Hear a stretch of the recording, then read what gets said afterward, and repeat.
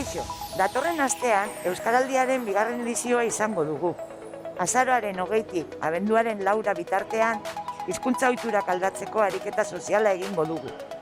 15 egunez Euskararen erabilera handitzeko asmoz, eguneroko hizkuntza ohituretan eragingo dugu. Eta duela, 2 urte demostratu zen bezala, uste baino gehiago, jende gehiagorekin eta gehiagotan egin dezakegu Euskaraz. Ariketa praktikoa denez, euskaraz ulertzeko gai izan behar da. Eta ariketa egiteko moduen arabera, ondorengo 2 errolotako bat aukeratuko dugu. Aho bizi.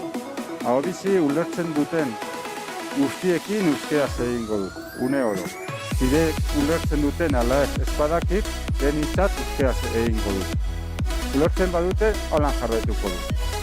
Batzuetan, zaila izan daiteke, bat euskaraz dagolako eta bestea gaztelaneraz, elkarrizketa elebidunak. Baina, bueno, ni momentu edo euskarari utziko dio. Belarri prest.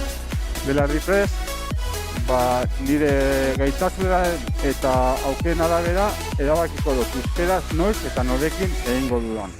Baliteke, ulertzen ez dutenekin beti euskaraz ez egitea, baina dakitenekin niri une oro euskararen hitz egitea nahi dut. Eta holan eskatuko diot espreski.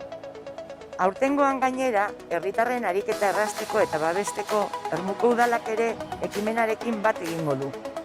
Asko gara euskarak ezagutu eta ulertzen dugunok, eta gure zerbitzua herritari euskaraz emateko gai gara. Horregatik, zuei ere gonbidamena lutzatu nahi duzue parte hartzeko. Horretarako espazio batzuk izendatuko ditugu, adigune izendatutakoak. Hau da, euskaraz lasai aritzeko guneak.